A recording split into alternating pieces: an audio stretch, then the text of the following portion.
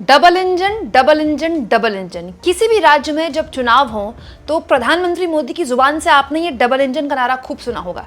मतलब राज्य में भी हमारी सरकार, केंद्र में भी हमारी सरकार, तो ऐसे सरपट दौड़ेगा पूरा इंजन कि बस देखने वाले देखते रह जाएंगे। लेकिन आज मैं आपको दिखाने वाली हूं दोस्तों डबल इंजन की हकीकत। एक ऐसा डबल इंजन जहां सरकारी अधिकारी के चेहरे पर लात मारी जाती है। बीजेपी के पार्षद के सामने उसके दफ्तर में घुसकर लोग न केवल उसका कॉलर पकड़कर उसको जमीन पर पटकते हैं, बल्कि ऐसे घूसे और ऐसे लात मारते हैं कि वो बेचारा बस पूछता रह जाता है कि मैंने आखिर गलती की तो क्या की। दोस्तों, लोकसभा का जब भी चुनाव होता है देश में, उड़ीसा में विधानसभा चुनाव उसके साथ ही होता है। तो पिछले साल मोदी ने बड़ा जोर लगाया उड़ीसा में, अपने नाम पर वोट मांगा, क्योंकि कोई चेहरा तो उड़ीसा में था नहीं और उड़ीसा ने बीजेपी पर भरोसा किया और लंबे वक्त से नवीन पटनायक की सरकार और एक तरह से आप कह सकते हैं रिजेक्ट करके बीजेपी पर फिर से भरोसा किया। लेकिन वो भरोसा जमीन पर कितना दिख रहा है, उड़ीसा की एक खबर मैं आपको बताती हूँ। दोस्तों, ओडिशा के भुवनेश्वर में एक बहुत ही परेशान करने वाला मामला सामने आया। यहाँ पर नगर निगम यानी कि बीएमसी, उड़ीसा का नगर निगम है, वहाँ के एडिशनल कमिश्नर एसी, कितना बड़ा पद होता है, एडिशनल कमिश्नर रत्नाकर साहू जन सुनवाई कर रहे थे। सोमवार का दिन होता है तो ज्यादातर सरकारी दफ्तर में जन सुनवाई होती है। उस दौरान कुछ लोग आए और ना आओ देखा ना ताओ देखा, उनसे कुछ बातें की और जो एडिशनल कमिश्नर थे वो आराम से बैठे हुए थे, उन्होंने कोई उकसावे वाली बात नहीं बोली। उनके साथ ऐसी पिटाई शुरू कर दी कि वीडियो पूरे देश में वायरल हो गया।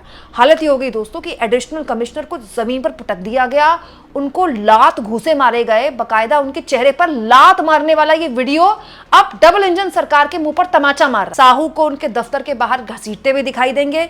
फिर जो वीडियो है उसमें गंदी गालियां भी उनको दी जा रही हैं, अभद्र भाषा का इस्तेमाल किया जा रहा है। उसके बाद लगातार उनको घूसे मारे जा रहे हैं और उसके बाद दोस्तों हद तो तब हो गई जब उनके शर्ट का कॉलर पकड़कर उनको जमीन पर घसीटा जा रहा है। दोस्तों, कितना शर्मनाक ये मामला है। एक आदमी जो अपने दफ्तर में इतना बड़ा अधिकारी है, एडिशनल कमिश्नर कितना बड़ा अधिकारी होता है, उसके दफ्तर में उसकी बड़ी साख होती है, लोग उसको नमस्ते सर, गुड मॉर्निंग सर करते हैं। उसी के दफ्तर में घुसकर पता नहीं कौन लोग आ रहे हैं, उसके साथ मारपीट कर रहे हैं और उसके बाद बड़े आसानी से ये सब कुछ दिन के उजाले में हो रहा है। कोई रोकने वाला नहीं है, कोई टोकने वाला नहीं है, खड़े होकर लोग वीडियो बना रहे हैं उसका। अब ये पूरा मामला जब प्रकाश में आया दोस्तों तो पुलिस के हाथ पांव फूल गए।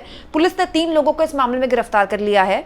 अब उड़ीसा में जो अधिकारी हैं, उड़ीसा के जो प्रशासनिक सेवा के अधिकारी हैं OAS, उन्होंने एक तरह से आज एक सामूहिक अवकाश पर रहने का ऐलान किया है। आज पूरा दिन उड़ीसा के जो अधिकारी हैं, OAS अधिकारी, प्रशासनिक अधिकारी, वो आज पूरा दिन अवकाश पर रहेंगे इसके विरोध के तौर पर।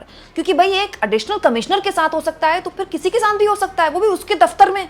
दोस्तों, इस घटना के बाद एडिशनल कमिश्नर साहू ने मीडिया से बाकायदा बात भी की और उन्होंने कहा कि मैं हमलावरों को जानता ही नहीं हूँ और उन्होंने मेरे साथ हाथापाई क्यों की, कार में ले जाने की कोशिश की।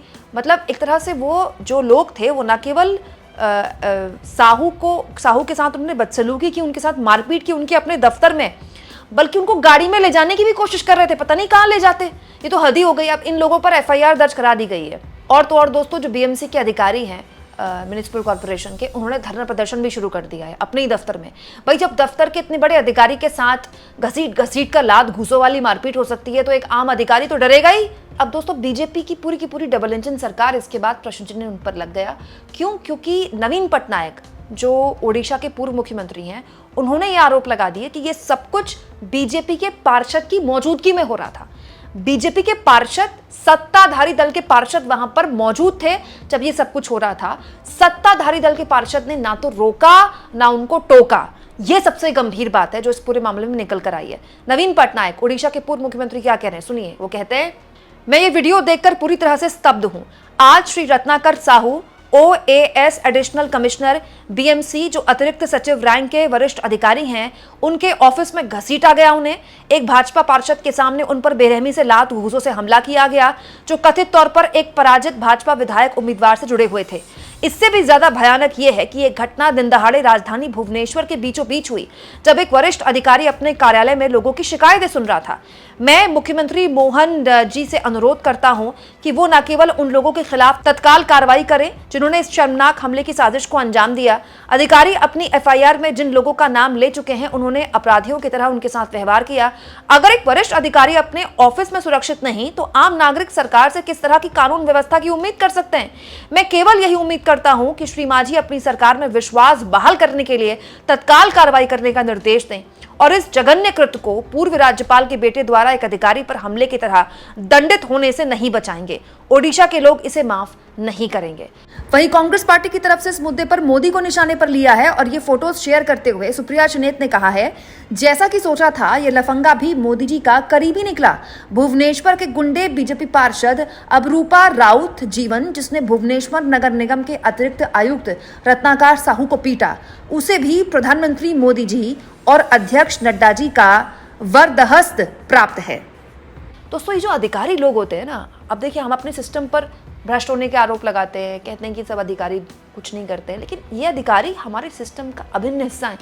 सरकारें तो आती रहती हैं, जाती रहती हैं, लेकिन ये अधिकारी रोज अपने दफ्तर आते हैं, अपनी ड्यूटी पूरी करते हैं, लोगों की जन सुनवाई करते हैं, तब जाकर ये सिस्टम चलता है और ये निरंतर चलता रहता है। कोई सरकार आए, कोई सरकार जाए, अधिकारी अपना काम करता रहता है। ये एक मजबूत रीढ़ की हड्डी होती है किसी भी राज्य के लिए, किसी भी देश के लिए। मतलब आप सोचिए, उन अधिकारियों के दफ्तर में घुसकर उनके साथ मारपीट हो रही है, कितनी शर्मनाक है। और ये शर्मनाक इसलिए भी है क्योंकि ये राजधानी में हो रहा है। भाई, राजधानी के दफ्तर में इतने बड़े अधिकारी के साथ ऐसी मारपीट हो सकती है, तो दूर दराज के जिलों के बारे में आप क्या कीजिएगा। यहाँ एक और बात मैं आपको बता दूं दोस्तों, अभी 2-3 दिन पहले जो जगन्नाथपुरी में रथ यात्रा हुई, इस रथ यात्रा में भगदड़ मची। एक दिन जब हालात खराब हुए तो 600 लोगों की भीड़ एक जगह अटक गई। उस वक्त अव्यवस्था फैल गई, कई लोग घायल हुए और उसके 2 दिन बाद जब भगदड़ मची तो करीब 3 लोगों के मारे जाने की खबर है, 50 लोग घायल हैं। वो भगदड़, उस वक्त भी ये कहा गया कि जबरदस्त अव्यवस्था थी वहां पर। वीआईपी लोगों के लिए अलग से गेट बनाए गए थे, भीड़ इकट्ठा हो गई और भीड़ इकट्ठा होना इस तरह के व्यवस्थाओं, इस तरह के आयोजनों में सबसे ज्यादा खतरनाक होता है। भीड़ चलती हुई कोई दिक्कत नहीं करती, लेकिन भीड़ अगर इकट्ठा हो जाए तो फिर वहां पर स्थितियां भगदड़ वाली मचती हैं। आज तक दोस्तों इस पूरे मामले में भी राज्य सरकार ने कुछ कार्रवाइयां करके कुछ निलंबन किए अधिकारियों के, कुछ ट्रांसफर किए, मामला खत्म। दोस्तों, ये वो राज्य है जहां अभी अभी बीजेपी की सरकारें बनी है, जहां पर पर्ची वाले मुख्यमंत्री बने, वहां इस तरह की खबरें आ रही है, भारी अव्यवस्था की खबरें। अभी कुछ दिन से लगातार मैं आपको एमपी की खबरें दिखा रही हूं। कैन यू बिलीव दैट 19 गाड़ियों में डीजल की जगह पेट्रोल भर दिया गया और एक 90 डिग्री एंगल का हाईवे बना दिया गया। उसको लेकर भी बहुत खींचालेदर हुई एमपी की सरकार की। और तो और दोस्तों, यहां पर मंच पर बीजेपी के मौजूदा मोदी सरकार के केंद्रीय मंत्री और वहां के जो मौजूदा बड़े नेता हैं वो आपस में भिड़ गए, कौन ज्यादा बोलेगा इस बात को लेकर। दोस्तों, ये दोनों राज्य अगर आप देखें, दोनों राज्यों में डबल इंजन की सरकार है। दोनों राज्यों में ऐसे मुख्यमंत्री बनाए जिनका कोई जनाधार नहीं है, जिनको प्रशासनिक काम करने का अब तक कोई अनुभव नहीं है। अचानक से ऊपर से आदेश आया और उसके बाद उनको बना दिया गया सीएम। दोस्तों, इसीलिए ये बात जो कही जाती है ना कि जिसको भी आप सीएम बना रहे हैं या जिसको भी बड़े पदों में दे रहे हैं, चाहे मंत्री बना रहे हैं, उनके पास अनुभव होना चाहिए। दोस्तों, मुख्यमंत्री एक बहुत इंपॉर्टेंट पद है। और उड़ीसा ने तो दोस्तों बीजेपी को झोली भर भर के वोट दिया है, ना केवल विधानसभा चुनाव में बल्कि लोकसभा चुनाव में भी। जो नुकसान बीजेपी को यूपी और राजस्थान में हुआ है वो भरपाई उड़ीसा से हुई है। अगर उड़ीसा में बीजेपी के पास सीटें ना आती इतनी जितनी आई हैं, तो मोदी बहुमत से और दूर हो जाते। हो सकता है कि उनकी सरकार ही ना बन पाती। और उड़ीसा में देखिए ये सब कुछ हो रहा है। दोस्तों, ये जो अव्यवस्था है ना, इसके लिए केवल और केवल नरेंद्र मोदी से ही सवाल पूछे जा सकते हैं। क्यों? क्योंकि जो मुख्यमंत्री बने हैं वो तो मुख्यमंत्री बनेंगे कि नहीं बनेंगे वो तो उनको भी नहीं पता था। वो मुख्यमंत्री बने क्योंकि आला कमान ने उनके ऊपर हाथ रखा। वोट लोगों ने मोदी के नाम पर दिया था।